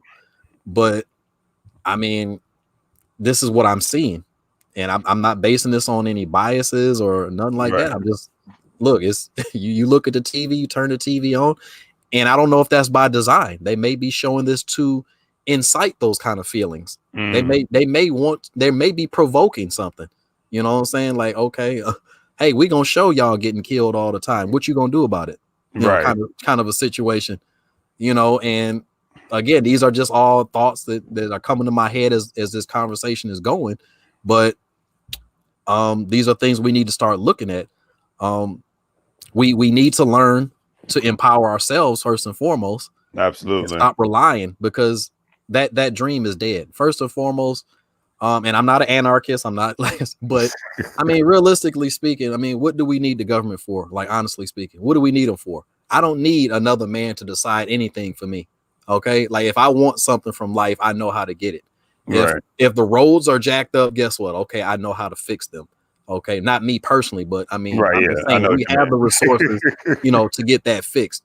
We have everything we need to make those decisions. We have to stop relying on other people to make decisions for us that we can make for ourselves. This is, to me, stage one of doing something even to help this situation. Stop relying, stop waiting on somebody else to provide opportunity for you. Stop waiting on somebody else to fix things for you. I think we had this conversation before about, people running away from their neighborhoods, always talking about, I want to get out the hood. I want to get out the hood. I'm like, okay, why are you running? If you had a dirty house, would you just leave it, or would you clean it up? Exactly. Okay. So if you got a jacked up neighborhood, fix it, do something, like I said, own more of this real estate, fix it up, pool your resources together. All right, hey, Absolutely. let's start on this street over here. Okay, let's Exactly. come together. All right, now let's start over here. Because guess what? If you keep moving and moving and moving, eventually where you gonna move to? You ain't got nowhere left. It's only so much space in America. And then what you all right, well, I guess now I gotta leave America. I can't live nowhere else. Unless you're gonna be like Aquaman, you're gonna build doggone, Atlantis in the water or something. What you gonna do? So, I agree. Self-sufficiency, it's like the government plays its role, but at the end of the day, you as a man, woman, child, etc., you have your role to play. Right. Okay. And you have to, because I made a poem called The Shadow Economy. And there are so many shadow economies out there. People don't realize that. I mentioned the Hispanic community. I mentioned the Asian community. And actually, I mentioned the Middle Eastern community and whatnot. These are people that form their own at-home banking systems. Right. They issue out their own loans. They use the banks as a last resource. Or if they use it in the beginning, they're not always going back to them and whatnot. Nothing against banks or anything of that nature, but they keep it in the family first and they create their own at-home banking. There's a young gentleman named Derek Grace. If you ever heard of him, check him out. He's from Tampa, Florida. He's got tattoos all over his face, but he's got his own multiple businesses, real estate. He's creating his own video game right now. And it's called Unlearn and Unlearn Behavior and whatnot. And we have to unlearn some of the behaviors that we've had in the past. If we create our own shadow economies in a sense, which are perfectly legal to do, I think we will get much more better and further as a community and whatnot, and this actually goes into my next question, because I'm very big proponent of this. With a big push for people to not only support local Black businesses, how can we help get the word out and more action on people opening up accounts with African-American banks? Start with you, Money Mike. Again, I go back to the example we said towards the beginning of this conversation about how other people come to our country and they implement a very simple system of, working together, and that's how they build. I mean, what they say, success leaves clues, or success leaves crumbs, or whatever you want to call it. Okay, look, first and foremost, let's look at that. That system works. I mean, it works. So we have to, first and foremost, understand that works, and, stop looking at Black owned business as, less than, any other business. A lot of times that's one of the problems, that we have is, you look at a business, and if it's a Black owner, you look at it as like, okay, it's not as good. I'm like, just because I'm Black don't mean I'm not any smarter than any other person. Like that doesn't make any sense. We all got brains, Exactly. I mean, I know not smart Asian people. I know not smart, Caucasians. I know not smart Hispanics, right. And I know very smart doggone of those races. And I also know not very smart people of color, Blacks, and extremely smart people of color. Exactly. So, all human beings at the end of the day. Right. We're all humans. And we have to stop seeing color, for one, and two, and look at it as business. Come together. And get this. I think this is my main thing. We got to get out of that scarcity mindset. We all feel like, especially people of color, we feel like it ain't enough to go around. First and foremost, the system that we are currently in economically, I mean, you can create as much money as you want to. You can keep printing money. You just keep printing it. All they're gonna do is go to the Federal Reserve. Hey, can we print some more money? Yeah, go ahead. Because we're on a credit system anyway. We're not even on a cash system. Like, cash is like near worthless anyway. That's why they keep printing it, because it's like, okay, it's just paper. It just says, okay, hey, look, it's worth $20 in theory or whatever. So if they want to make more, okay, guess what they're gonna do? They're gonna go to the Federal Reserve. Downside of that is they're gonna raise taxes to make up for that, for that budget. However, I mean, money is not something that's limited.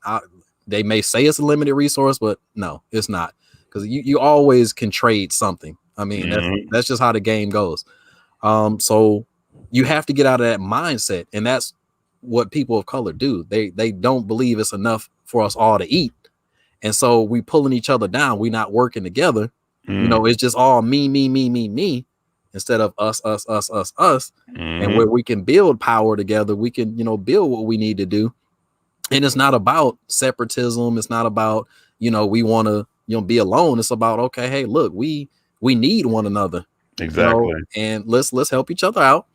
Let's get in a position where, hey, look, we're helping one another, and we no longer again have to rely on somebody else to do that for us. Stop waiting on stimulus checks. Stop waiting on, unemployment. Stop waiting on welfare. Stop waiting on because again, these are all systems. As they say, the lender, the borrower is a slave to the lender. Mm-hmm. So as long as we keep, relying, hey, can you give us some money? Hey, can you give us some money? Hey, can you give us some money? Guess what? We're putting ourselves in that lower position. We're always in the position of the borrower, not the lender. So until you get yourself out of that position, you're always going to be that way. So that's how you change that is, okay, hey, look, let's grow together. Let's support one another. Let's come together. Use the example that's already working. Like every other race, like you said, Middle Easterns, Asians, Hispanics, that's what they all do. That's what they all do. They come to America. They say, all right, look, man, we only got enough money to get this little shack over here, but guess what? We're gonna make it work. Mm-hmm. We gotta sit was it head to foot, or however you used to sleep back in the day. But look, that's what we gonna do. Exactly. And then once we get it together, we all gonna go to work. We all gonna make money. We gonna pool our money, and we start growing. That's exactly. You're gonna have to adopt that mindset. You're gonna have to. It's economically impossible any other way. Like exactly. I said, we have to grow together, or we're not gonna grow. Amen to that. Amen to that, brother. Couldn't have said it better myself. What do you have to say, Chris? Well, definitely not much what Money Mike just said. Nobody can top Money Mike, Don't say that, man. He nailed everything on that one, but I'm gonna try. While he was saying some things, I wrote a couple of things down, but especially like how we promote more Black businesses is that we have to start building more trust to them. Mm. Well, definitely build more trust because, like prime example, what was it? The Black International Businesses on Facebook, that group. Right. We have a lot of people that's actually trying to promote their businesses, everything like that. Yes. I know myself, I haven't purchased anything from them, but I have looked to see what they're providing, right. And I might be able to go make an order for them soon. So we have to start building trust on that. Say, hey, these guys are just like us. We're trying to build a business. Yes. Obviously, especially when it comes to product, there's not many businesses going to compete with Amazon or Walmart. Right. Plain and simple. But we're trying to bring back more customer satisfaction. Exactly. Please take a look at our stuff and purchase from us. Exactly. The other thing I wanted to add on to it is we have to when it comes to promoting more businesses, even with Black-owned banks, we have to unlearn what we learned, unlearn our behavior from the past. Exactly. Just because it's a Black-owned business, just because it's a Black-owned bank, it's not considered a bad thing. Exactly. I mean, we could talk this we've been talking like this for years. Like plenty of people like, yeah, man, Tommy got a business. Like Tommy. We know what Tommy was doing. We ain't support him. We got to unlearn that. Yeah. Because we don't know what that business is when we talk to him. It could be something totally different compared to his past. Exactly. So we have to unlearn that. And when it comes to these banks, the Black-owned banks, what was it? One United, prime example. Yep, and I have an account with them. And you put me on to them. I'm doing my research on it, and they got better rates compared to one of the banks that I've been collaborating with. That I'm actually closing my account next week. Right. So we have to unlearn what we have learned from the past, and that goes back to number one. We have to start trust. We have to trust them and say, "Hey, especially with the banks, I'm putting my money into your hands." Yes, it's already a federal bank anyway, so you're already going to be protected up to $100,000. So right. Why not go to them? Exactly. What's One United? What difference is it between One United and a Bank of America? Exactly. Outside the fact that Bank of America has more money in there. Exactly. If you're opening a savings account or a checking account, and you're doing it you're like doing direct deposit from your job. If the bank system fails, and this is by law, and this is by law for the whole United States, you are at least going to get up to $100,000 back. Yep. If you lose money off of something that happened in the banking world. Yep. The So FDIC. why not give it a chance? And that adds on to what I'm about to say with the last one. Just give it a chance. Yes. If they are bad, then you can go ahead and talk to the owner and see what can you do to make it better. Don't put out a bad review. Right. Which, by the way, my business does reputational management. We can fix that. Mm-hmm.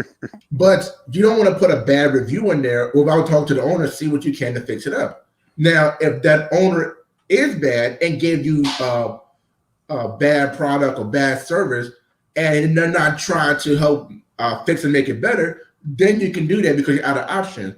But just give them a chance. Build trust. Unlearn your past behaviors when it comes to Black-owned businesses and Black-owned banks, and just give them a chance. And hopefully, just by just those three alone, add it on to what you were saying, Mike, we should be good. Exactly. Because the crazy thing at the end of the day, you know how much I started off with my account, and I don't mind saying it. I started off with my account with $100. Let's give it a shot.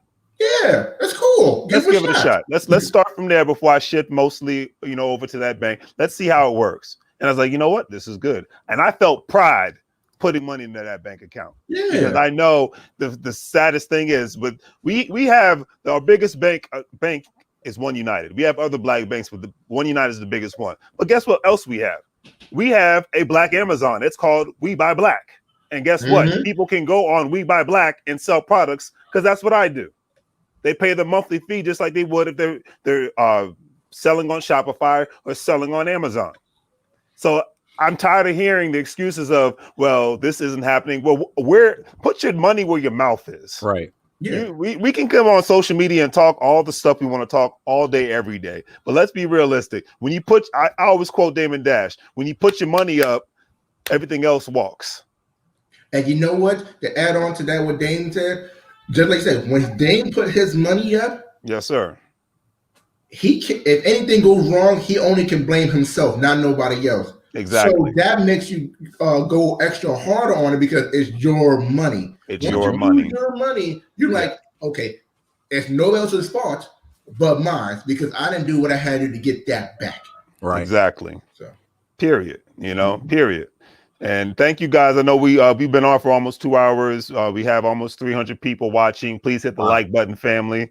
Thank you for tuning in. Greatly appreciate it. Last question, then I'm gonna let you guys go because I really appreciate this. I really do. Me and Chris, we talked about this the other day. There's a growing trend, especially in the stay-at-home COVID-19 economy.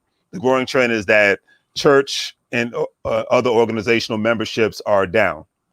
You have more people joining online social media groups than actual physical groups. What recommendations do you all have in regards to help changing the direction of these organizations that I mentioned? Because people truly respect the men and women that can help people get a hand up instead of always just giving a hand out. Because Chris, you know how we talked about that on that old show, Undercover Bosses and whatnot, how this one church in Buffalo and a lot of other churches are following suit where they're doing a great job of preaching the word of God, which is awesome. But they're doing another caveat, in a sense, having this shadow economy. They're buying up real estate.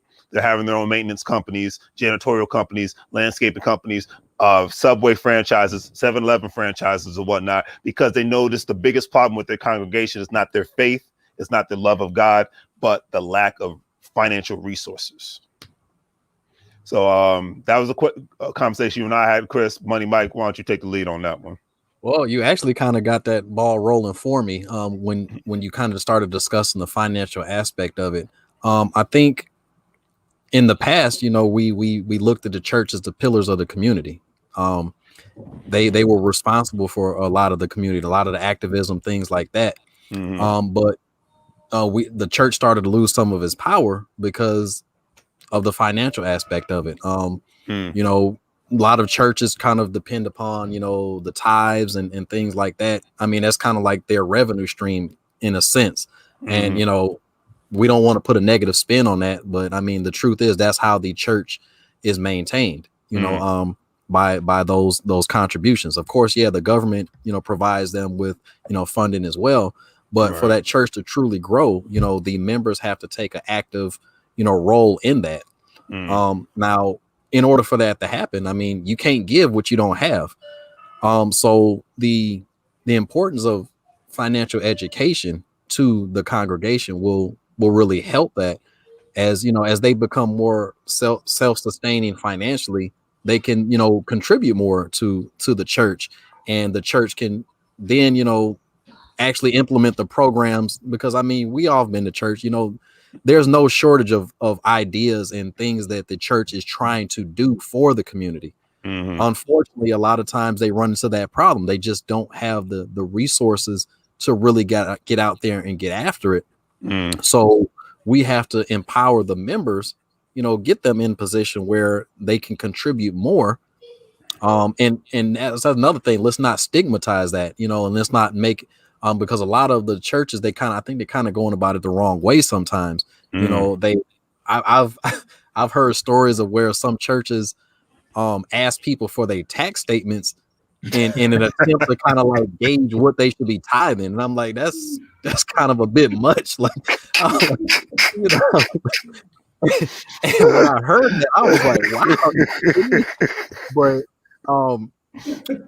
getting back to the point, again, we have to economically empower a lot more people so that they're in position to where they can do that, because a lot of people, they want to do that.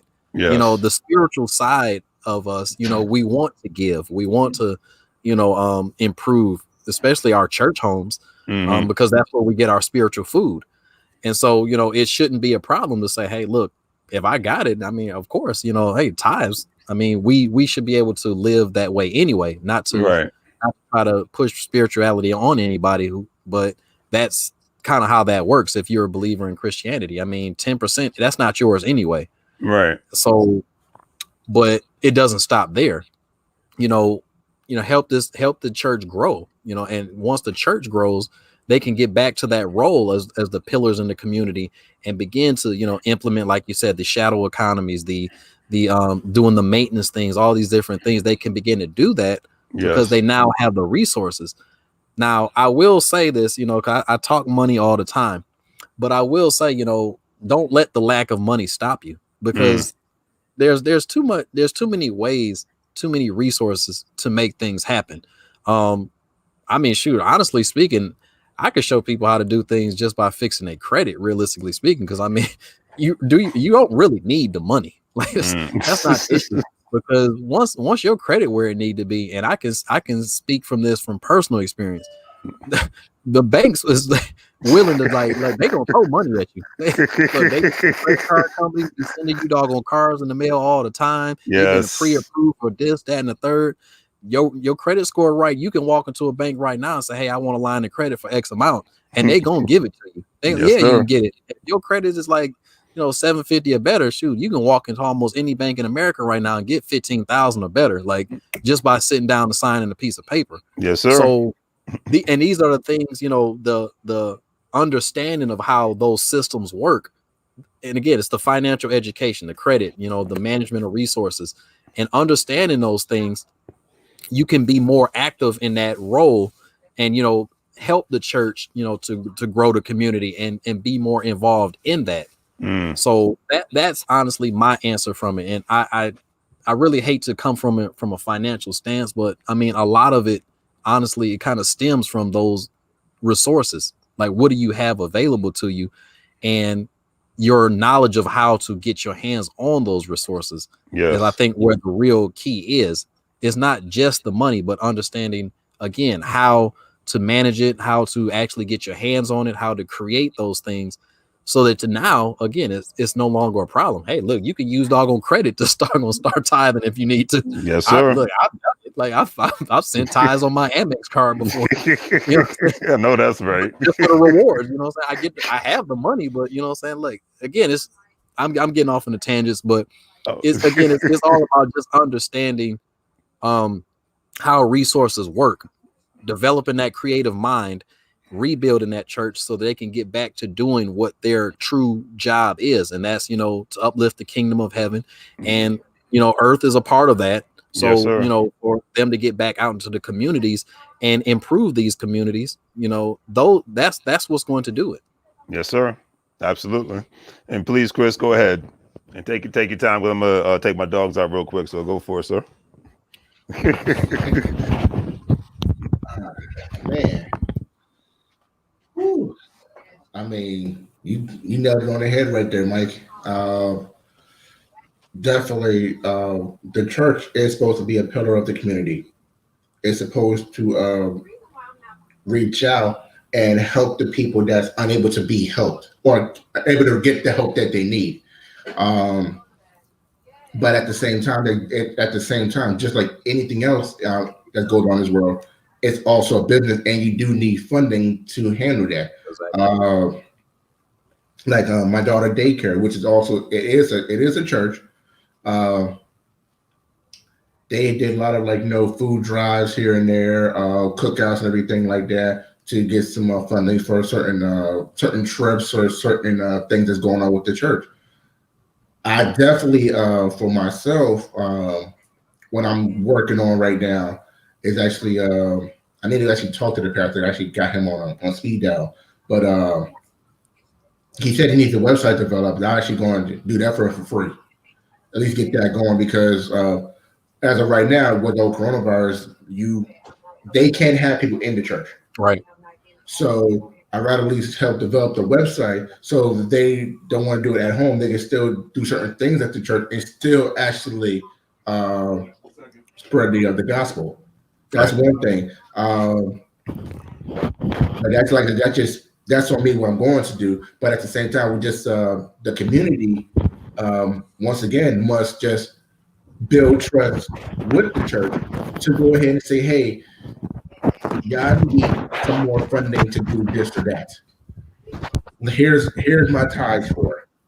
Let's work it out. At the same time, I forgot what that movie was with James Earl Jones. He was playing as a pastor at his church, and I forgot what it was, but he was actually showing him how to be financially independent to the point that the church rejected him, and the next pastor that came in was Dr. Martin Luther King.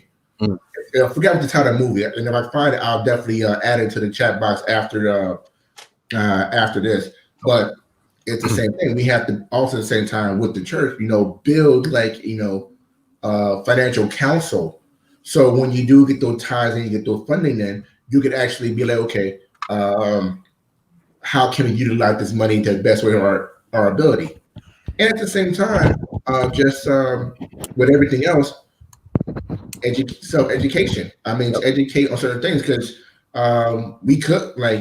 we can buy property, or they can buy property. I could say they can start businesses because especially with the church that we take my daughter to for daycare and everything like that. We got one person that's an incredible sound man that does all sorts of audio, so he can use that to a skill set as well to do other things and also help build it up. So we just have to bring that community together, but also have it organized in a way where when the funding do come in, let's try to figure out a plan to make that go all sorts of direction, but still keep it unified with the church. Absolutely. I couldn't agree with you more on that one. I mean, it's just really getting back to community, because a lot of times at the end of the day, a lot of people feel that even today, we did within the last 10 years that communities have just become a thing of the past, and just neighborhoods are just growing more and more every day. Mm-hmm. And I think if we get back to that, like you just said earlier, how we grew up. I mean, Money Mike, you're from Detroit, right? Yeah. And I'm sure you felt like you had more of a community when you were growing up in Detroit, even though, Detroit had their issues and whatnot. But it still felt like everybody I've ever met from Detroit, they've always said it felt more of a tight-knit community, no matter how good or bad things were when they were in Detroit. Yeah. Absolutely. So definitely need to get back to that. Can't believe it's almost 2 hours. I could talk to you guys all night. I I greatly feel you. appreciate it. Please put your links in the comment section so I could put your businesses out there. This was great, and we definitely had to do this again. Chris, you want to give out any closings and whatnot in regards to your business? Where Yeah. people can reach you? Well, first of all, like I said, I have a great web development team. They just actually did me a solid and actually redid my whole website. So it's up and running right now. It just got live today. It looks incredible. So go ahead and check that out when you guys have a chance. At the same time, I develop websites. I do social media marketing. I do paid advertising through Google and Facebook. I do reputational management. So if you do have that bad review, we actually will do what we can to fix that up to get you that positive review that you need to resolve the situation. So, and also we do a branding, brand strategy. So we actually can build your brand up to the way that you want it to be. But the main ideal is that I am just a consultant reaching out. I'm here to help everybody that's trying to get their business going to the next level. If they need that extra push, I'm here for you guys. So feel free to contact me. My email address is on there. My phone number is on there as well. And just to make sure, I also have my Facebook and my Instagram account as well. If you want to contact me through there, that is not a problem. I will do what I can to respond back, but also help you guys get to the next level. So go ahead and reach out to reachingoutconsultant.com, and I do what I can to get you guys to the next level. There you have it. There you have it, sir. And how about you, Money Mike? All right. Just real quick. My business model essentially is helping you understand again those 5 simple steps to achieve personal financial success. Now, I'm gonna be completely transparent. It's in the network marketing space. A lot of people may have, their opinions about network marketing, but I'm gonna tell you, there's a lot of different business models out there. I mean, it may be for you, it may not be for you. I'm gonna say for me personally is what helped financially free me. It was a business model, so I got the exact same tax benefits of any other business out there, LLC, sole proprietor, S corp, whatever. It was very inexpensive to get started, which is advantageous to me, and which is very advantageous to most people out here. For just $4.95, you're able to get this thing started for the first month. So I would say open your mind to the possibilities. That's the first and biggest challenge most people have is they look at something. Let me put a spiritual spin on this thing. A lot of people they pray to God, they ask for a blessing, but then when the blessing comes and it doesn't look the way that they want it to look, then they let it pass them. And again, that's my business model is in the network marketing space, but the value is there. Those 5 simple strategies, I use all 5 of them, and this is exactly what freed me. And the great thing about it is it follows all the business models. You can read hundreds of books out there, and most of these business books, what they're gonna tell you the same thing. It's about lowering your tax liability. It's about learn to get out of debt quickly. It's learning about getting your credit right. It's learning to invest. Okay. And those are the things that is going to help you become financially successful. And so, hey, getting into a network marketing space doesn't mean you have to do that your whole life. Just like a job, use it as a tool to get where you need to get, get yourself right, and go to the next step, start an LLC, branch out on your own, but use the knowledge. Again, we all have to start somewhere. So, for those who want to work with me, I'm being completely transparent. That's the space I'm in. However, I will coach you. I will mentor you. I will walk you through how to do this. You won't just join the organization and be by yourself. I'm going to show you how to lower your taxes. I'm going to show you how to keep your good tax records. I'm going to show you how to rapidly eliminate your debt. So it's not like I'm just going to be like, hey, go on my website, do this, and then you never hear from me again. Because again, Larry, you see my videos. I'm passionate about what I do. I love this. I want to help as many people as possible. This is the way in which I'm going to do it. If you don't like the model, I'm gonna pray for you. It's all good. I'm not upset with you, But if you do like the model, I will work as hard for you as I can to help you. Now I can't, get you to the mountaintop. You know, I can't do it for you, but I can give you all the mentorship, all the coaching, all the resources you need in order to make this happen, and at a price that I'm not anybody can afford this. You know what I'm saying? Well, a lot of what I like to say a lot of times is, you know, think about a doggone crackhead. You know what I'm saying? I don't mean to be vulgar enough, but think about a crackhead. If a crackhead wants some crack, guess what? He gonna do whatever he got to do to get that crack.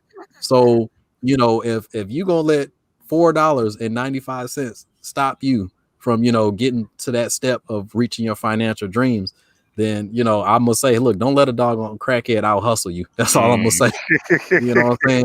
So, hey, look, I love what I do. I genuinely from my heart want to help at least 1,000 families achieve personal financial success. I've been doing this for a little under 3 years, and I was able to walk away from a doggone corporate job that paid me pretty well. So most people would think if they knew what I was paid, they would be like, well, why would you walk away from that? But again, when you have a dream, when you have passion, and when you educate yourself and you really understand what your life and your time is worth, trust me when I tell you, you won't look back either, because I'm definitely will not be looking back. So if you want to work with me, my link is showing up on the screen right now. Take a look at it. You know, just take an honest look at it. If it's not for you, I'm not mad at you. I don't put emotions into business. I'm not mad at you. If you don't want to do it, that's completely fine. But my heart is in the right place. I want to help you. I want to put you in front of that information. Check it out. It's absolutely free to look at it. If it's of interest to you, please leave your name, phone number, email. If you don't want to leave your phone number, leave your email. I'll reach out to you, and let's get you on the right side of the money today. Yes, sir. I greatly appreciate it, Jim. And at the end of the day, you see these people, they're living in their purpose. I'm living in my purpose. And I think it's all time for us to not only just make a living, but make a life so that we can all live in our purpose. So on that note, gentlemen, we got to do this again. I greatly appreciate it. You guys, it's greatly appreciated. And I wish you guys nothing but success and love and peace and happiness and all that good stuff. Thank you, my brother. You know, and I will see you guys later and on the next round, all that good stuff. Hopefully you guys will give me the honor of coming back for another Financial Monsters podcast episode and whatnot. And we're going to go from there, and we're going to make money moves together one way or the other. You know? Sounds good, brother. You guys have a great night. I appreciate it. All right, nice talking to y'all. All right, take care. I hear these brothers. All right, you too. All right, family. Thank you guys again for tuning in. It's always greatly appreciated. This is what it's all about, family. Us making money moves together, us collaborating together, hustling together. We don't have to outshine one another. We can all shine together as a force and as a unit. All right. So definitely check out Chris's Reaching Out Consultants website. Check out Money Mike on Facebook. Check him out on YouTube. Check him out on his website and whatnot. And we're going to continuously move forward and make money moves because, you know, we're living in a time now where we all need to just be thankful for where we're at. Just be thankful to be alive and be thankful, truly thankful for where we're going. Thank you guys for tuning in. Do the great 3 free things: like, share, and subscribe. Check out my online store, support your local businesses and whatnot. If you're interested in joining FreeBay, where we buy gold, we buy cryptocurrency, it's referral marketing and whatnot, and you have an opportunity to buy assets. If not, it's all good. I just greatly appreciate you guys showing up, and a like and a subscribe is all I really truly ask for. All right. So have a great day. And as always, family, make money moves. Take care.